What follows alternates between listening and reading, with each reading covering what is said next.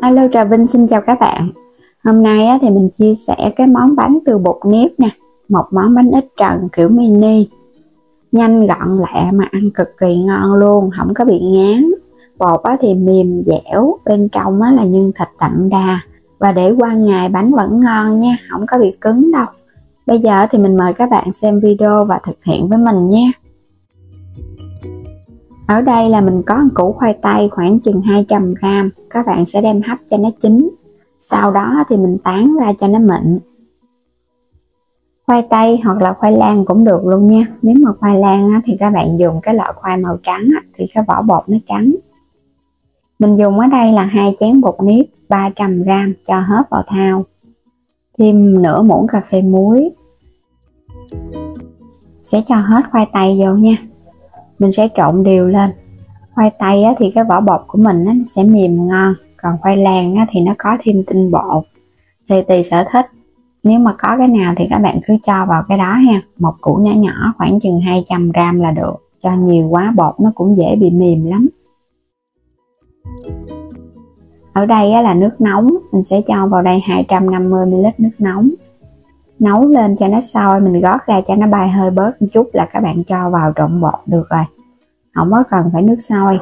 Nước sôi thì cũng làm cho bột nó bị nhão. Còn nước nguội thì chút nữa mình tạo hình cái bánh nó sẽ bị chảy xệ, nó không có định hình đẹp á. Cứ cho vào từ từ nha. Nếu mà bột có hơi khô hoặc là hơi nhão thì các bạn điều chỉnh cái lượng nước lại, tại vì do cái khoai mà các bạn dùng, tỷ lệ nước là từ 250 cho đến 280 là vừa. Trộn cho nó thật đều thì mình thấy nước nó phủ đều hết. Có hơi khô thì mình cho thêm chút nữa. Sau đó thì cho muỗng canh dầu ăn vô. Rồi các bạn dùng tay mình nhồi nha. Bột nếp thì nó cũng dễ. Nếu mà các bạn lỡ tay mình cho nước hơi nhiều nó hơi bị nhão thì mình cứ cho thêm chút xíu bột nếp khô nữa rồi cái mình nhồi Nhồi cho nó quyện đều hết.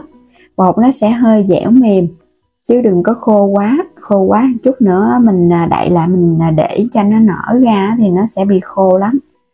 Bây giờ nó sẽ đậy kín để qua bên. Phần nhân ở đây thì mình có nửa cái củ sắn ha, xắt ra cho nó lát mỏng mỏng. Sau đó thì mình hãy xắt sợi lại. Củ sắn hay là củ đậu, có nhiều bạn hỏi củ sắn, không biết củ sắn có bạn ở miền Bắc thì gọi là củ đậu nha. Mình xắt hành và ngò luôn, cũng xắt ra cho nó nhỏ nhỏ. Các bạn xem kênh nếu như thích thì vui lòng đăng ký ủng hộ Alo Trà Vinh và Alo Trà Vinh 2 nha. Mình đã làm xong phần nhân rồi nè, củ sắn sắc hạt lựu cho nó đều. Bên đây là mình có hành và ngò nè, tỏi và cái đầu hành trắng, cho vào cho nó thơm chút nữa mình phi lên. 2 muỗng canh tôm khô ngâm nước nở mềm. Đây là nửa chén thịt nạc xay. Sẽ cho dầu ăn vào chảo, các bạn sẽ phi thơm cái phần tỏi và đầu hành cho nó vàng thơm lên. Mình sẽ cho tôm khô vô ha, xào phần tôm khô cho nó săn, cho nó thơm Rồi tiếp theo là thịt nè. Cũng xào đều lên với lửa lớn, giúp cho thịt nó săn thơm và nó tơi rời hơn. Làm nhân thì các bạn phải xào với hành thì phần nhân của mình nó mới thơm, bánh nó mới ngon. Còn mình bỏ qua cái bước xào này thì bánh của mình nó không ngon. Sau đó thì cho tiếp củ sắn vô. Cũng đảo đều lên nha, rồi lấy gia vị nêm vào. Mình nêm vào đây muỗng canh đường, muỗng cà phê hạt nêm, một chút muối. Rồi cuối cùng là cho hành ngò vô. Các bạn cũng trộn đều lên. Lúc này nếu mà thích nhân của mình nó chín mềm ngon thì xào thêm chút nữa, còn thích nó giòn giòn thì tắt bếp được rồi.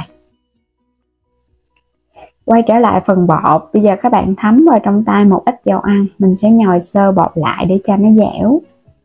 Tại vì hồi nãy giờ để cho nó nghỉ thì bột nó cũng nở, nhồi dẻo lại để giúp cho bột nó đều hơn.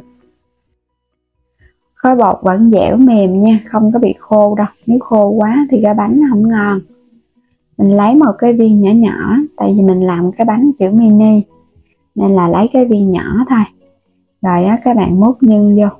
Phần nhân này á, thì mình để qua bên cái rây cho nó ráo cái phần nước nha, để cho vào bánh nó sẽ không có bị nhão.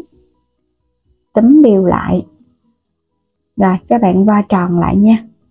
Nhớ thoa vào trong tay á, chút xíu dầu ăn thì bột nó không có bị dính.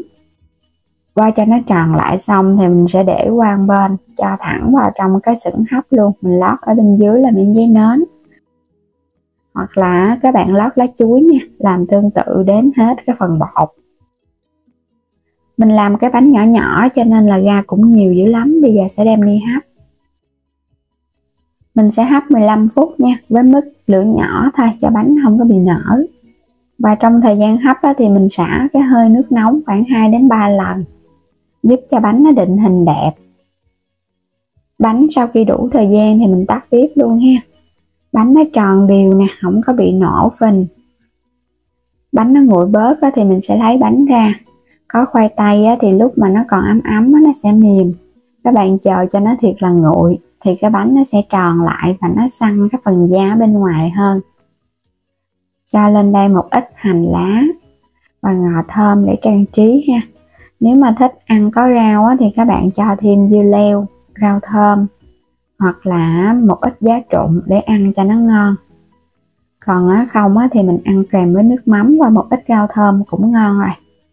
Bánh mini nhỏ gọn, các bạn ăn no luôn vẫn không có thấy ngán đâu, với lớp bột mềm mại. Bên trong đó là nhân thịt, chan thêm chút nước mắm chua chua ngọt ngọt lên nữa, ăn đã lắm các bạn. Mà không có thích ăn nước mắm mình ăn không vẫn ngon luôn nha. Bột và nhân mình nêm cũng vừa miệng, kết hợp với cái vị mặn mặn ngọt thơm từ thịt nữa. Phần bột thì nó cũng mỏng nhưng to, ăn nó không ngán. Còn làm bột dày quá thì nó dễ ngán ha. Ngon lắm, bột mềm dẻo thơm phức kết hợp một chút xíu khoai tây. Các bạn làm sẵn để qua ngày hôm sau bánh vẫn mềm ngon, không hề bị khô cũng không có bị cứng nữa. Khi ăn thì mình cho thêm nước mắm mình ăn cùng, vậy thì bánh nó sẽ ngon và đậm đà hơn. Bao nhiêu đây là ăn cả nhà luôn á. Nếu như gia đình nhiều người hơn thì có thể tăng cái nguyên liệu lên, mình cứ làm giống vậy nhân đôi công thức là sẽ có bánh ngon Bây giờ thì mình chúc các bạn ngon miệng nha. Cảm ơn đã theo dõi hết video của mình. Vui lòng đăng ký kênh Alo Trà Vinh và Alo Trà Vinh 2 nha. Chia sẻ những video ủng hộ kênh mình nha. Xin chào tạm biệt, hẹn gặp lại các bạn ở những video tiếp theo.